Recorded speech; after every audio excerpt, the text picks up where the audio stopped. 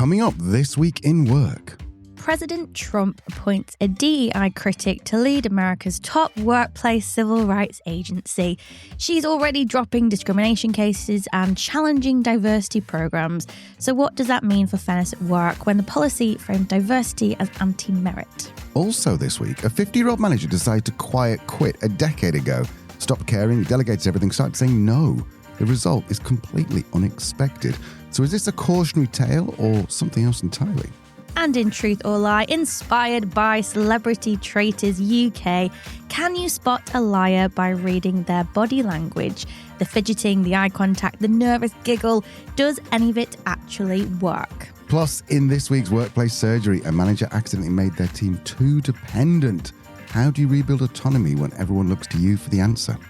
This is Truth, Lies and Work, the award-winning podcast where behavioural science meets workplace culture, brought to you by the HubSpot Podcast Network, the audio destination for business professionals. My name is Leanne. I'm a chartered occupational psychologist. And my name is Al. I'm a business owner. And together we help organisations build amazing workplace cultures. So let's get right into it after a very quick word from our sponsors.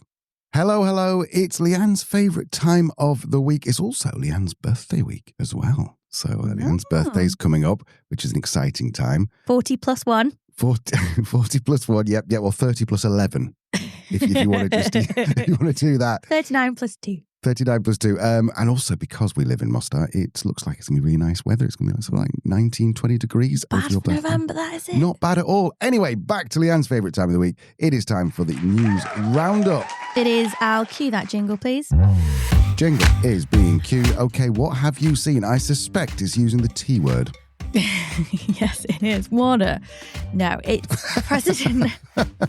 President Trump has... Do you know what? I don't talk about PT very often because I usually get trolled for it. But this one, it's just too in our world to not talk about.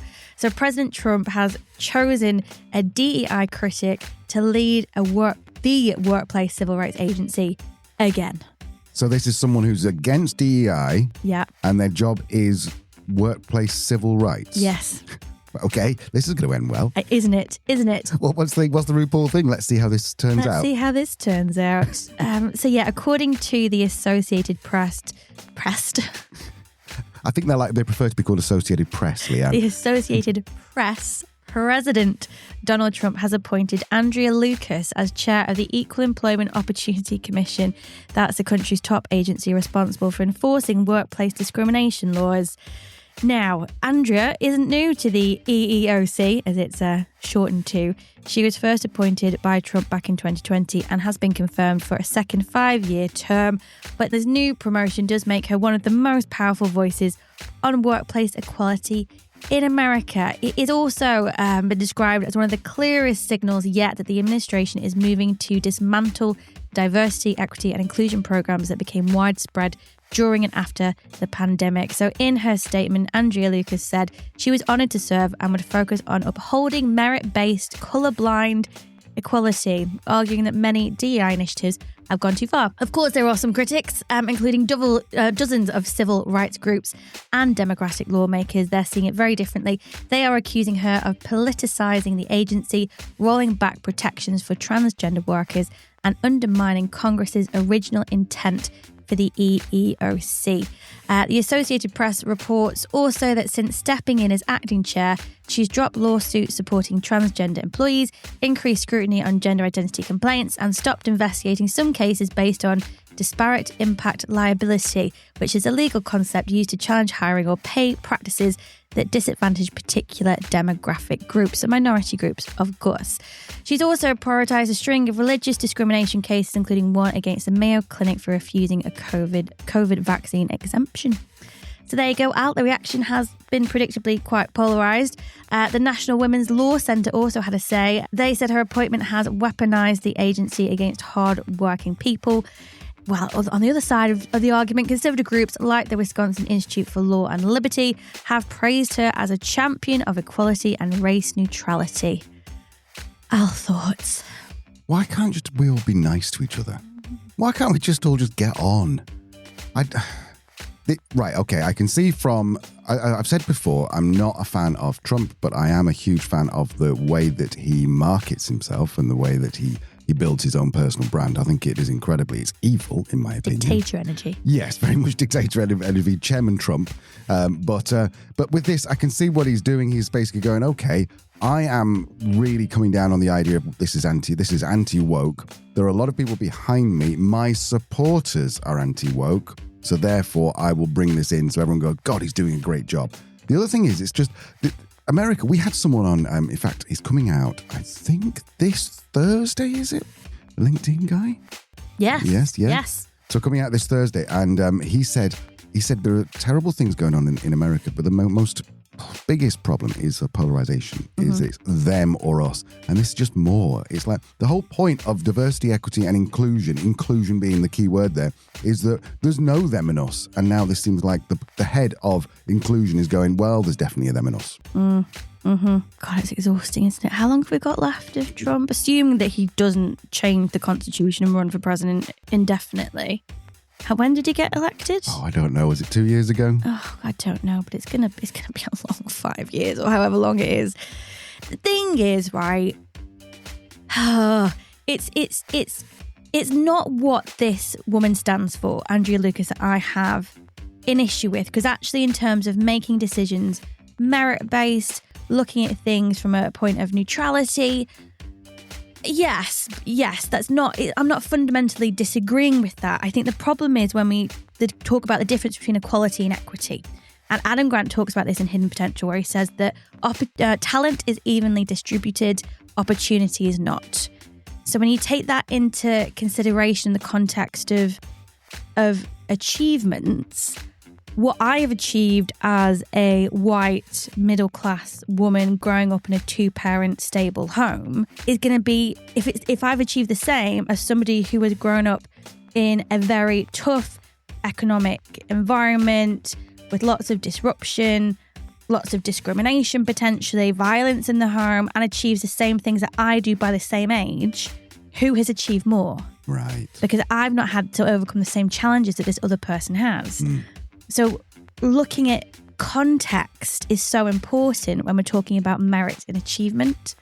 And my fear is Andrea ain't going to think about that in terms of context. She's just going to think about the achievements that have been achieved. So I think it just oversimplifies something which is very, very, very challenging. And let's be honest as well, psychologists and practitioners in this field have admitted for some time we haven't been getting this right. The policies that we brought in, the programs we brought in haven't been serving the minorities in our organisations the way that they should or were intended to. But this is throwing out the baby with the bathwater. And I think it's also just a nice polished mask for what is actually huge discrimination and the rolling back of human rights. Yeah, and if you're interested in this kind of thing, then definitely go and check out Inclusion and Marketing by Sonia Thompson, part of this HubSpot network. We're not just saying that because she's a sister show. We're saying that because she approaches this pretty much weekly. Anyway, let's brighten the move, shall we, my love? What have you seen this week? Okay, so I was reading on, now, don't judge me. I'll be the judge of that. On my Google News feed, I think it's called Google News, whatever it is. On Goose. On my Goose News, a little thing came up with Cheeseburger, which is just a trash website. The content's like so thin you could read the newspaper through it. Is it more smash than Quarter Pounder? It is. It's just really, really rubbish. But and basically what they do with Cheeseburger is they go onto Reddit, they find threads, and then they just do screenshots of it and then get AI to fill in stuff in between. It's just, honestly, it's just absolute rubbish. It's the equivalent of an empty calorie of news. However, this story did get my attention. So I went to the original Reddit sub. Essentially what this guy is saying is he's turning 50. 10 years ago, he hit his FIRE number, which is financial independence, retire early. That's what FIRE stands for. At 40? At 40, Congratulations, yes. friend. Yeah, he had 2 million in cumulative assets. I know. So he thought he was the smartest and hottest person in the room. He wanted to quit, he wanted to retire, but his wife, no interest in retiring. She's a teacher. So he decided basically to quiet quit his job. He's a middle-level manager. And he just basically says, to be blunt again, I decided to stop giving a flying, and you can work out what the alliterative word there is there. No one called it quiet quitting back then, but he did a few things. He said he stopped sending overly formal emails.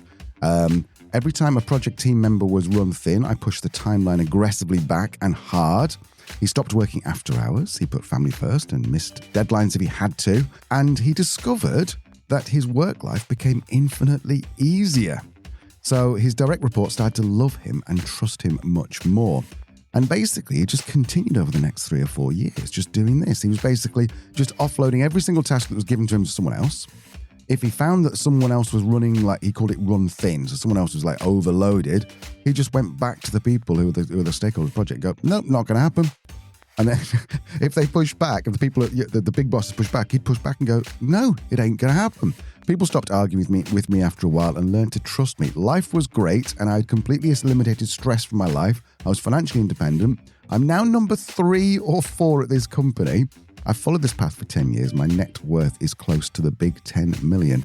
He also has apparently about another 7 to 9 million when the company's being sold because he's got some shares or stuff. My main question is this the right way to go? Because you always say quiet quitting, no, that's a bad thing. That's disengagement.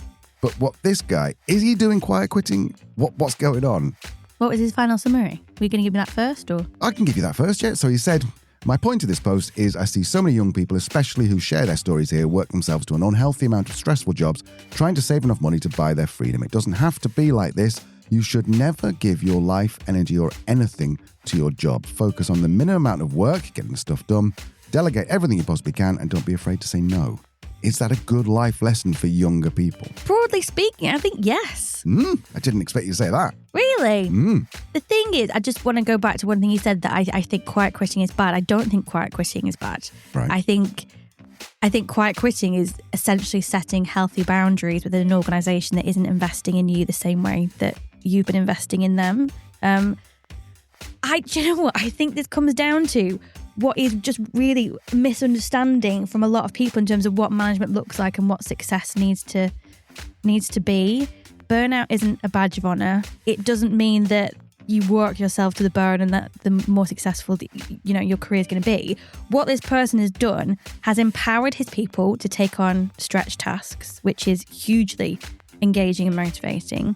He has pushed back on unreasonable workloads and deadlines in a hard no way that means that people will have to change either the workload, the resources available, or the deadlines because it's a hard no.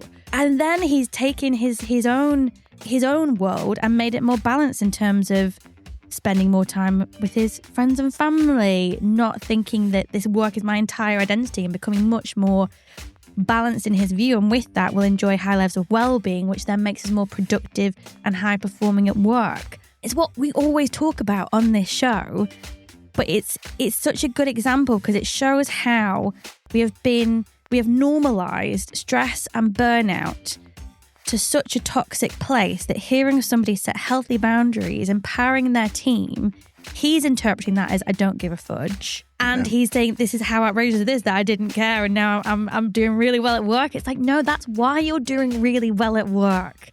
Because you're not a control freak of a manager. You're not holding on to everything. You're not holding on to expectations that are wildly unfair. You're actually just putting your team first and yourself first. And that, funnily enough, has shown in psychology research that turns into higher productivity, performance and well-being. So I salute it, but I'm very sad that we have normalised toxic workplace behaviours to a point where this is like, lol, look what I did.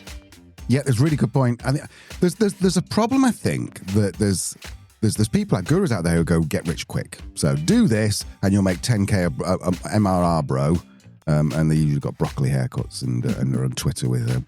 And so you go, okay, so there's that. And we all know that's bad because no one gets rich quick. But at the same time, people think that then the opposite of that is the right way, which is you work hard for 40 years. You take the shit. A bit like, there's a bit in Layer Cake, the movie Layer Cake, which is great. And it says, you start off at the bottom and you take shit. Then you move further up and you take a little bit less shit. Then you move further up and you take even less shit. Then you're in the rarefied atmosphere where you don't even know anything about shit. Welcome to the Layer Cake, son. And it's such a great scene. And it's showing that you have to work that way up. However, like you said, if the work gets done and people are enjoying their work, life doesn't have to be stressful. Job doesn't have to be stressful. There are so many shortcuts. And let's be honest, if you think about your own job, not you, Liam, listener, think about your own job. Last week, let's say you worked 35 hours last week, how many of those hours actually actually did something for you, for your team, or for your business. And I bet up to 50% was just replying to vacuous emails asking for updates on stuff that takes time away from you actually doing the stuff, or getting involved in little workplace politics or anything like that. Like you said, just it's all bullshit. Walk away. The sad thing is with this person, because they did have that financial independence, they can afford to say no and push back and not really care about the consequences. Yeah, good point. So it also says a lot about as a business owner, are you allowing people to have these conversations with you? That's what psychological safety is, that somebody can have a conversation like this and then not get sacked or demoted or punished in any other way. So yeah, there's so many themes that we talk about all the time, but the biggest one for me is just how sad it is that we've normalised this type of behaviour as slacking off, when really it's actually just the healthy, balanced way to navigate work and life. Well, there you go. You heard it here first. Lee, what else have you seen, my love? Well, do you know what else got my beef boiling this week, Al? Beef boiling? That's not a phrase. Yes, it is. Do you know what grinds my beef? Do you know what grinds my beef? Don't go to that website, grindmybeef.com. That's a very bad website. Huh? Sorry, you were saying Christmas. Boss is such a sleazy old man sometimes. Really? I was actually thinking more about abattoirs and making beef burgers. Okay. But it just goes to show that you're a bit of a slimy old woman. Maybe. Right. Okay. Old woman. How dare you, sir? Okay, so you're not an old woman, but let's hear you chirp on about something that's annoyed you this week. Oh, well, screw you. Do you know what? You take this one. So what's annoyed you? Christmas. In general, you love Christmas. You cannot wait for the Not first on the 11th of November, I don't. Fair enough. It's just so annoying, right? As Al mentioned, it is my birthday month, and it's mid-month my birthday. And I never remember as a kid my birthday being very close to Christmas. Right. Like, I don't remember seeing lots of Christmas stuff around on my birthday, and it actually does get earlier and earlier. And I feel people in the UK, because I'm pretty sure I saw things on Instagram that the Christmas decorations were out in like September. At least we managed to hit the 1st of November. True. But when I was shopping over the weekend, it's the same music that's just on repeat in every shop. It's Mariah Carey, it's Wham, it's Slade, it's on a loop. Maybe you get the odd Paul McCartney if it's a high level shopping experience, but otherwise if you're it's simply just having a wonderful shopping time. Yes, you go Paul. But it's just the bell, isn't it? So I was kind of like walking around going, oh, this is so annoying. And then I thought, could you imagine having to work in this environment where you are listening to these 4 or 5 songs on repeat every day? Oh, no. For at least 8 weeks. No, I honestly couldn't. That would drive me insane. Yeah, it would. But then I thought, well, what does it? Does it drive you insane? What does the research say, Al? So I did a little research. Like a mini truth or lie? A mini truth or lie, but yeah, just to see if we are actually torturing poor retail workers at this time of year. So I came across a paper in the Journal of Applied Psychology, Al, if you're interested. By Kathleen Keeler and colleagues. And it looked at what happens when the music playing at work doesn't fit what employees need, called Music Misfit. So their study looked at 166 full-time employees, and they were asked what kind of music would help them in that moment at work. Would it be something upbeat to boost energy? Would it be calm to help them focus? Then they were asked to complete a short task while this background music played, either matched their needs or completely mismatched. What they found is when the music fit, people felt more positive and less mentally tired, but when it didn't, their positive mood dropped by 40%. Wow. And their mental fatigue rose by about the same amount. Wow. So basically, I've come in positive, feeling energized, and within the space of a couple of minutes, I'm now in a bad mood and I'm exhausted. So what we're saying is that if someone has to come in and listen to Wham, Mariah Carey, all that kind of thing over and over again, regardless of what mood they're in, that will almost certainly drop their mood by about 40%.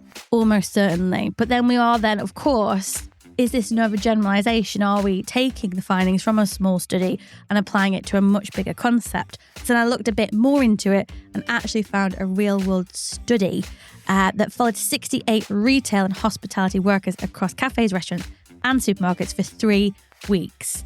Each day, they completed 3 quick surveys before, during, and after their shift, rating their energies, emotions, and how well the background music fit what they needed. And the results, wow. So when the music matched their needs, staff felt more upbeat, more engaged, and less mentally drained. When it didn't, their mood slumped, and it didn't just stay in their heads. So on misfit days, workers reported fewer helpful behaviours towards colleagues and customers. Right. They were less cooperative, less positive, and more likely to just go through the motions. So basically, disengage. Not going to help you. Get out my face because Mariah Carey is doing my nutting. So let me ask you. So you said that if it fits what the workers need. Now, you go to Starbucks and you've got one person who's dead into death metal, Sepultura, they're kind of like, that's what they're looking for.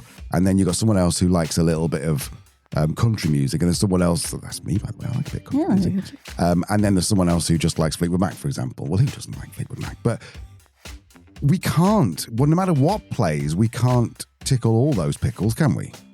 We can't always tickle all those pickles, but I think this is where intention is really important. The studies did actually go on to give some advice or some recommendations for managers, especially in retail and hospitality, but actually anywhere where you're looking, as you say, at these different types of tasks and moods. So the first one is give staff a bit of an input. Maybe ask them what music they'd like on. Those poor people in the shopping centres, I just think, just throw in something non-Christmassy. Just one in every 3 songs. Just give us a break from the bells, you know?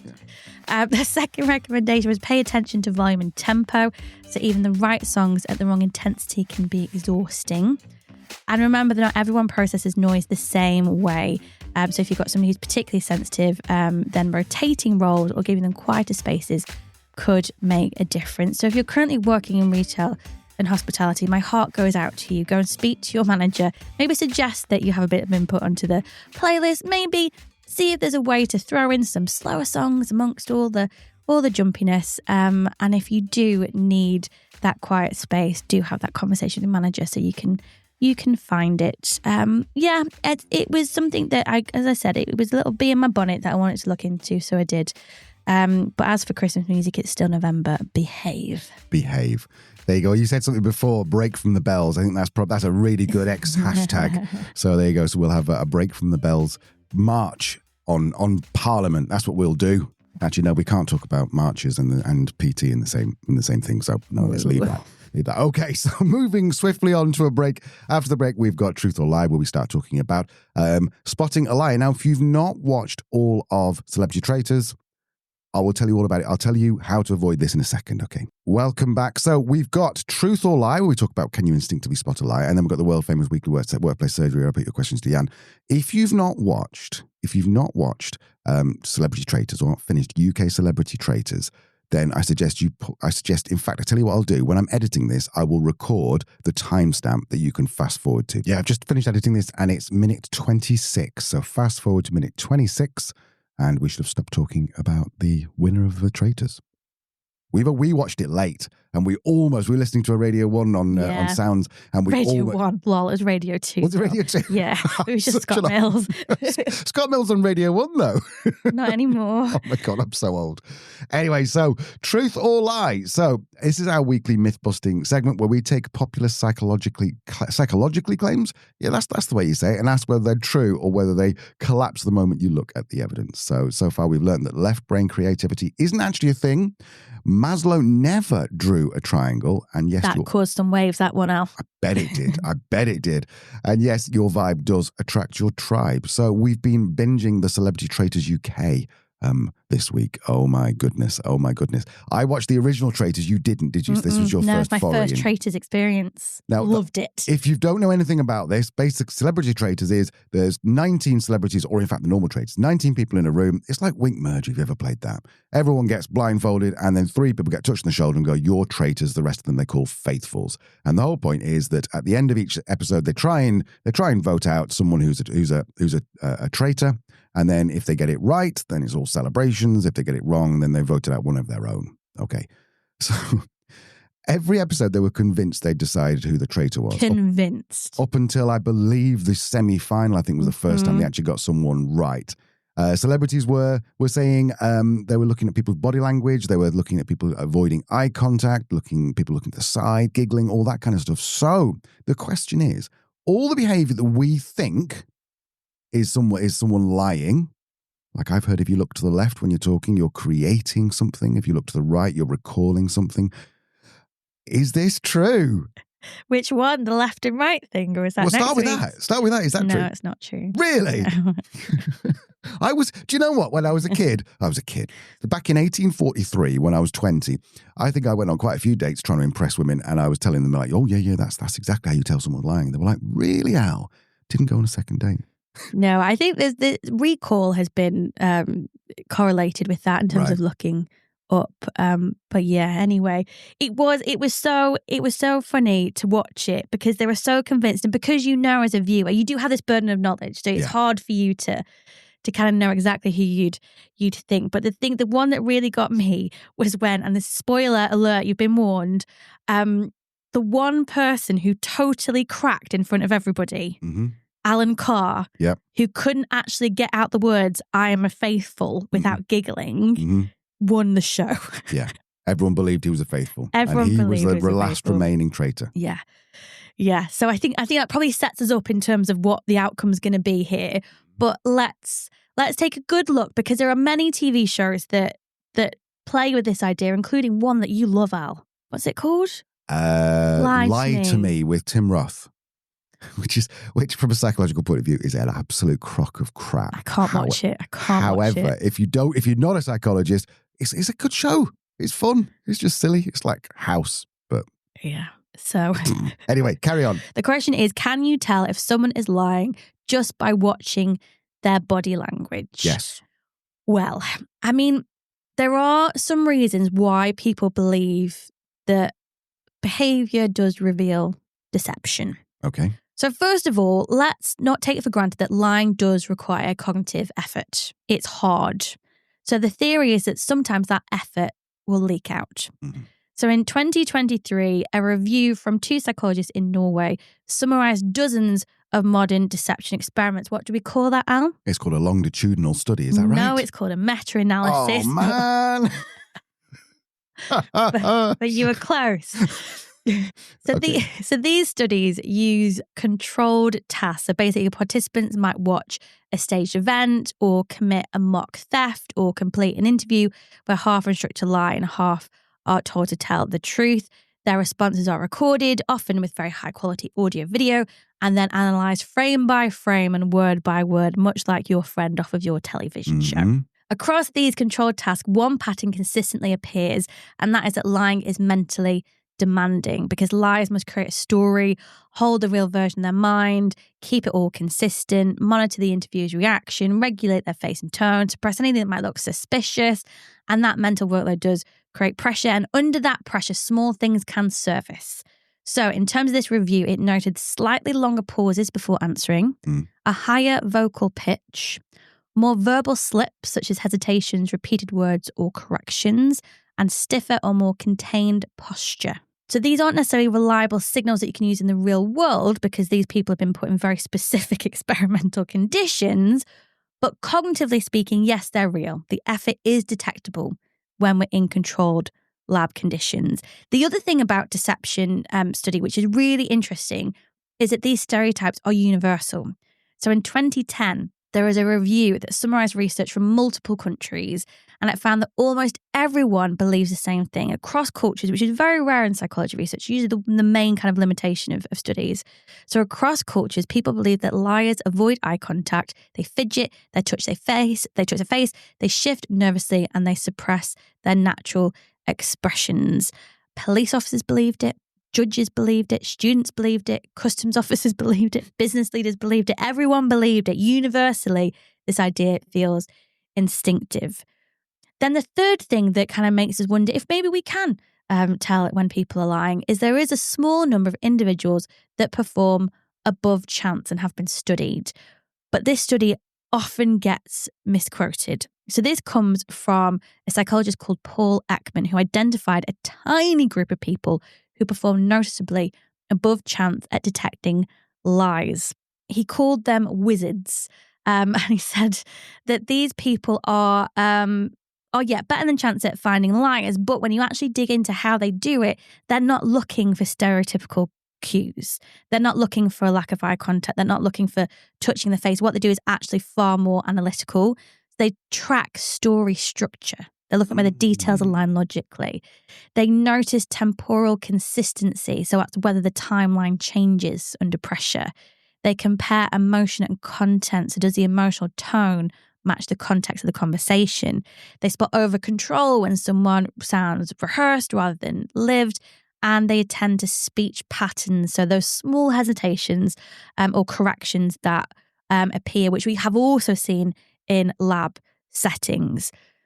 So the problem is that there is some truth to it, but it's either in a very controlled environment or these so-called wizards, and there's not many of them, are actually using a completely different way, a completely different approach to spot out lies. I also remember as well talking to Ryan Sherman on the show, who said that they did a research with CIA agents and found that they were better than the average person at picking out liars. And when they asked them about that, they said that they just assumed everyone lies. Right. So if you just assume everyone lies, you're going to pick out all the liars, right? So there is some truth to it, but it's not quite what we're kind of has been popularized in the media and on TV. In terms of the case for against, what does the decades of research actually show? People are, as I said, only slightly better than chance at spotting lies. So the same 2010 review, which is the most comprehensive study that we have, it looked at mock crime scenarios, real police interviews, video-based deception tasks, cross-cultural comparisons, trained versus untrained observers, and high-stakes and low-stakes lies. Across all methods, the accuracy rate was 54%. Right. Essentially guessing. And the really sad-making thing is professionals did not outperform the public. Right. So in some studies, police officers performed worse due to overconfidence and stereotypes. That's a big issue.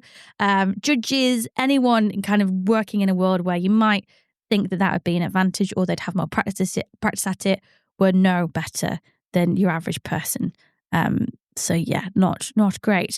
In terms of stereotypical cues, they are not found to correlate with lying. And this is actually where the evidence is the clearest. So in these studies, we had trained coders who used structured behavioural analysis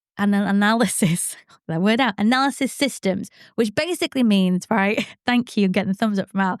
If you're looking at a transcript of something, a coder is going to go through and pick out anything that might link to what you're looking for, like a fidget, a gaze in a certain direction, facial expressions, touches, posture changes, all that type of stuff.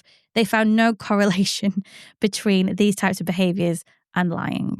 So that doesn't really stack up. Eye contact didn't predict lying. Fidgeting didn't. Face touching didn't. Looking left didn't predict lying.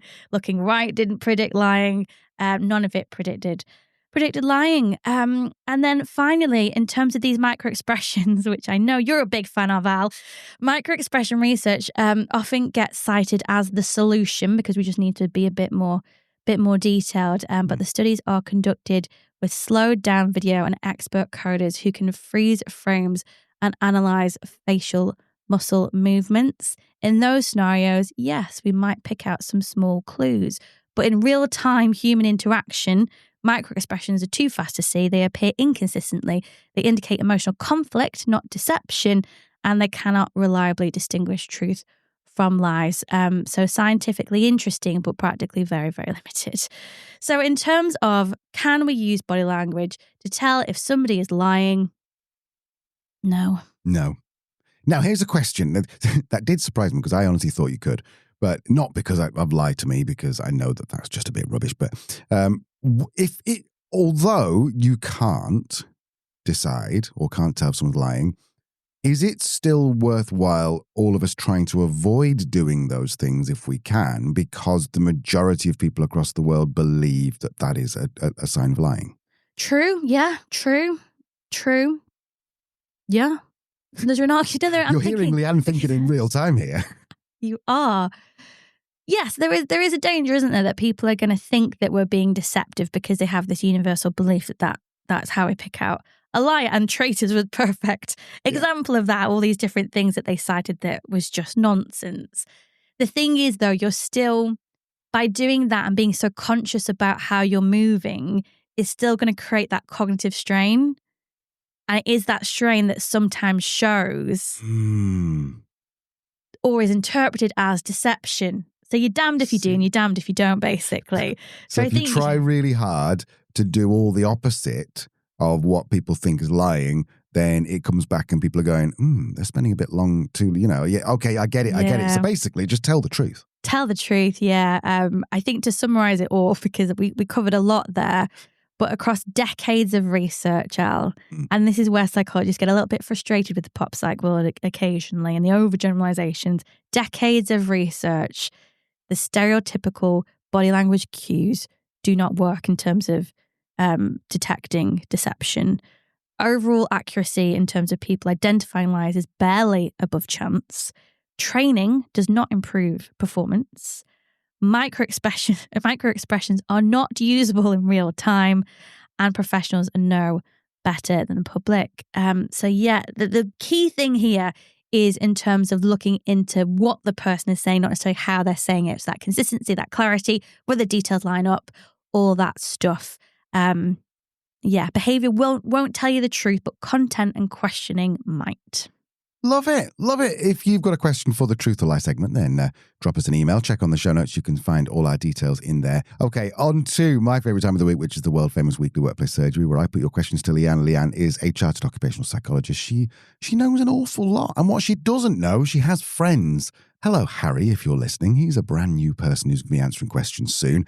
So Harry's like an expert in occupational health, is that right? Yes, he is. And then, we've got the Curve group, where we get Kat and Liam, who often pop up and answer technical or legal HR issues.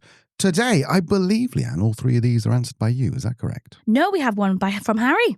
Beautiful. Yeah. You see, I should have done a bit more prep. Okay, so question number 1. I think I accidentally trained my team to stop thinking for themselves. I want to fix it. So this person writes, when I first became a manager, I thought I was being helpful by answering every question and stepping in whenever someone was unsure.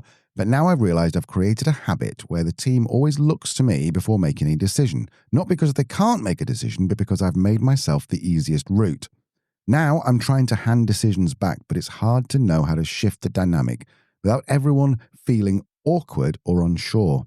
So how do I rebuild this sense of ownership in a team that I've accidentally made too dependent on me?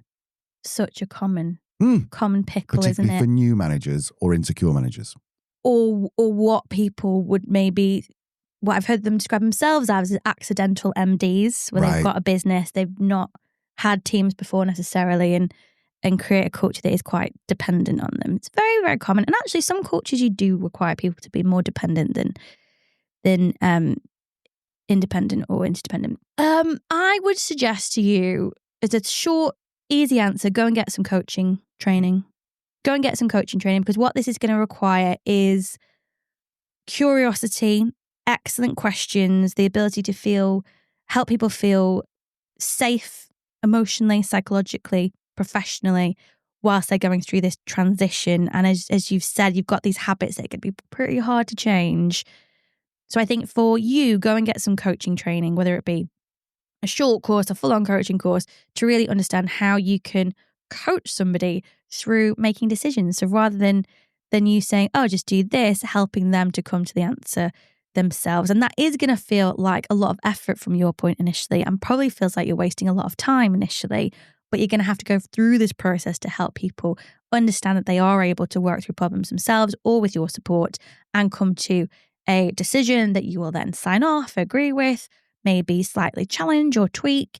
But it is going to have to be this whole learning moment for all of you. So I would prep yourself in terms of the skills you're going to need to do that. The other thing you can do is talk to your team and go, guys, I worry, and it came from a good place of wanting to be helpful, wanting to be enabling, wanting you to just make your jobs as easy as possible. I wanted to do that, and I worry now that I've clipped your wings. I'm not allowing you to make decisions in the same way, have autonomy in the same way, have control in the same way. And I'd really like to change that.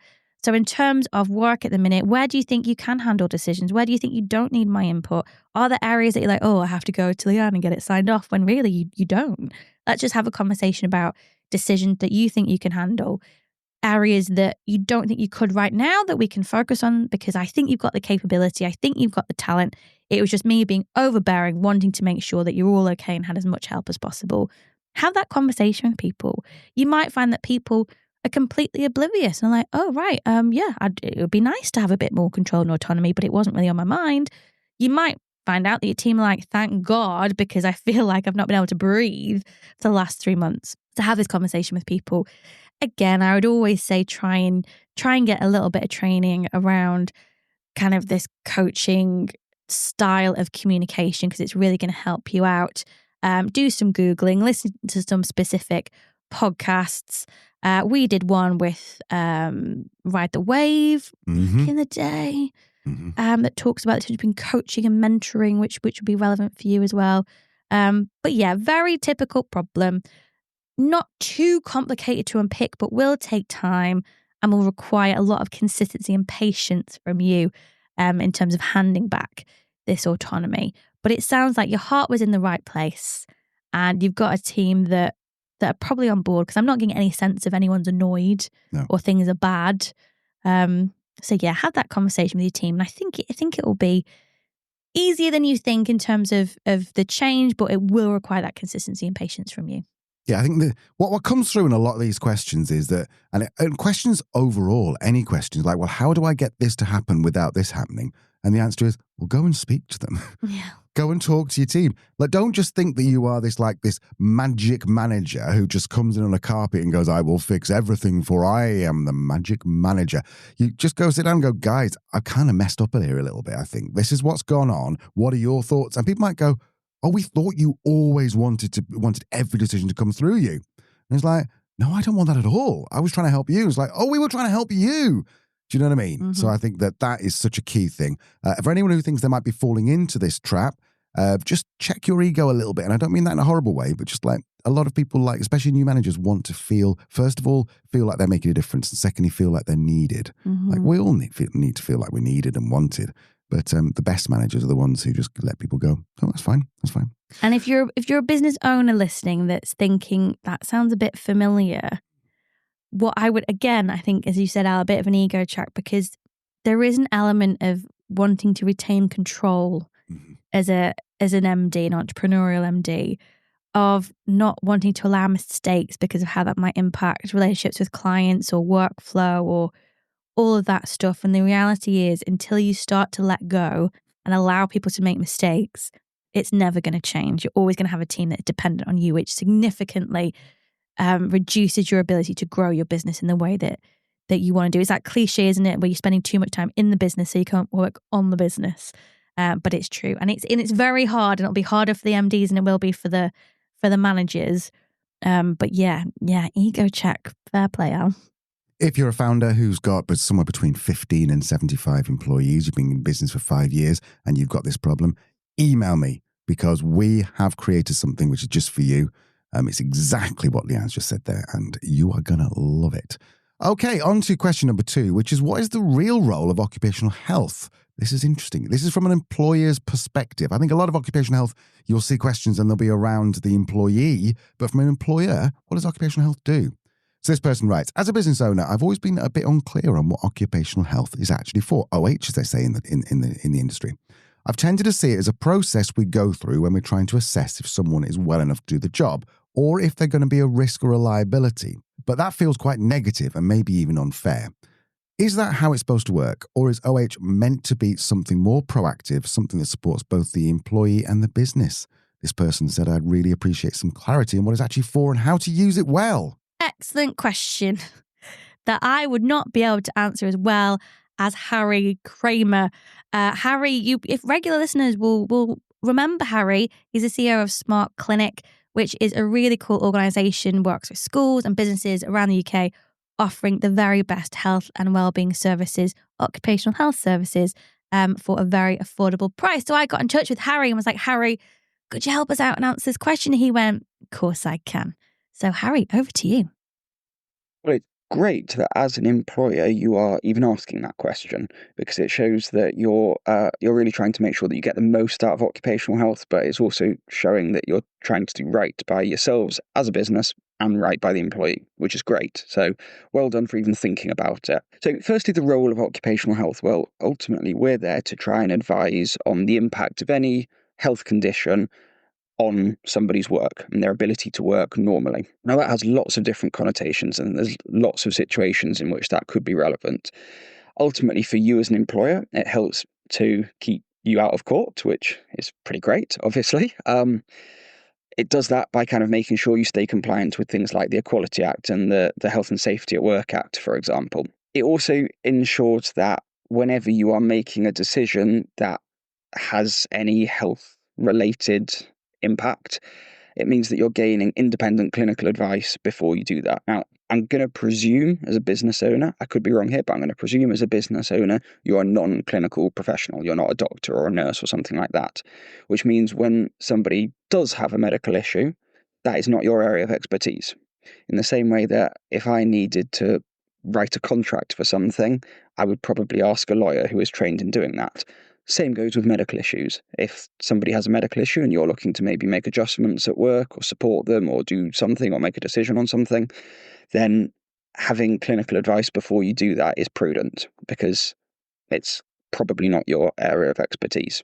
Now, that could involve things like perhaps you're managing underperformance of a member of staff, and their underperformance is directly as a result of a medical issue. It could be that a member of staff has had high levels of absence, and it's becoming a bit detrimental to your organisation, and therefore you want to kind of manage it a bit more proactively. It also means that you as an employer, you're giving the right level of support to your employees.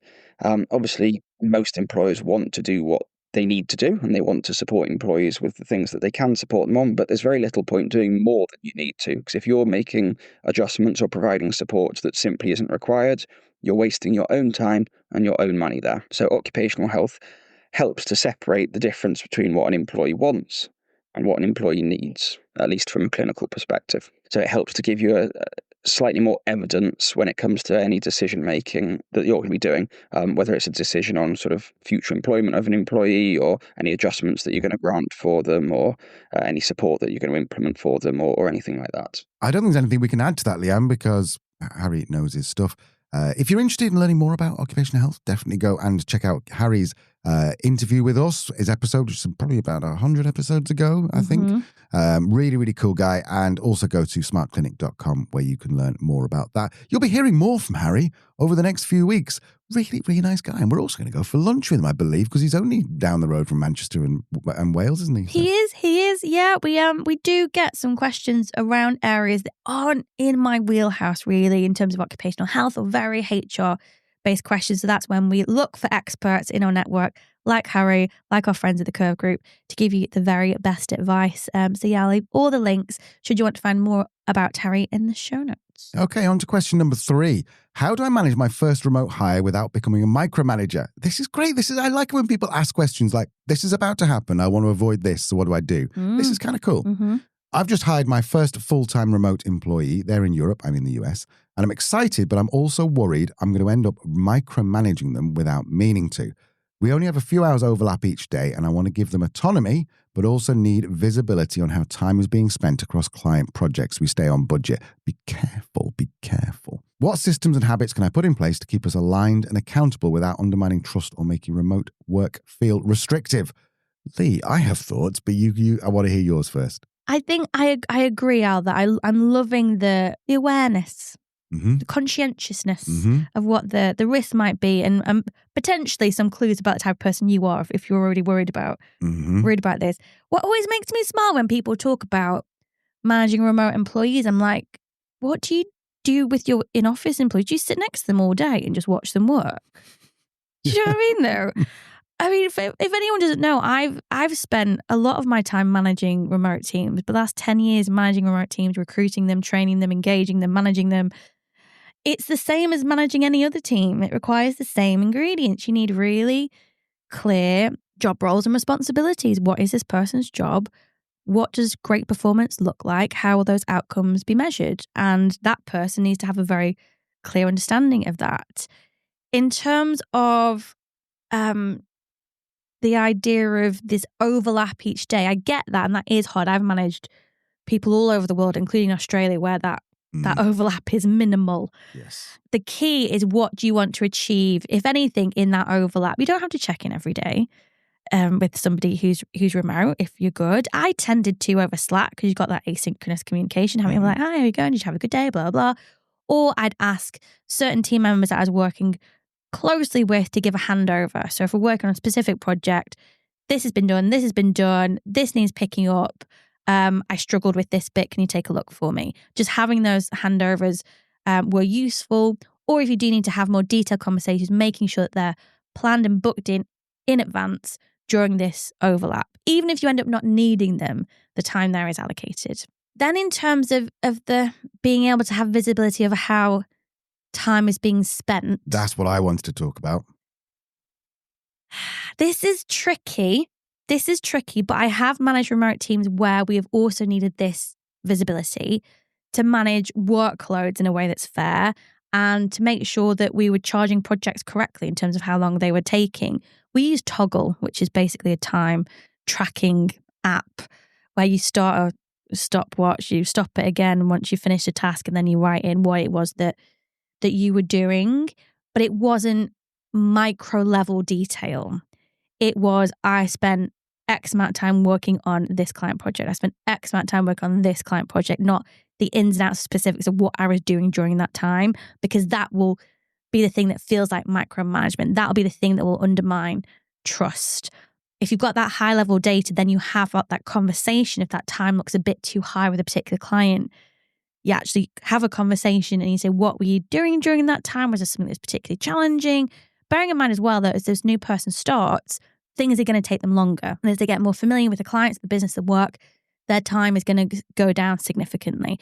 So it's also worth setting some expectations in terms of how long you think something should take and how long it will take now once they're brand new, how long it will take in a couple of months, and how long it's going to take in 6 months when you're kind of full proficiency. So having those expectations and reasonable expectations and communicating them is going to be really, really important as well.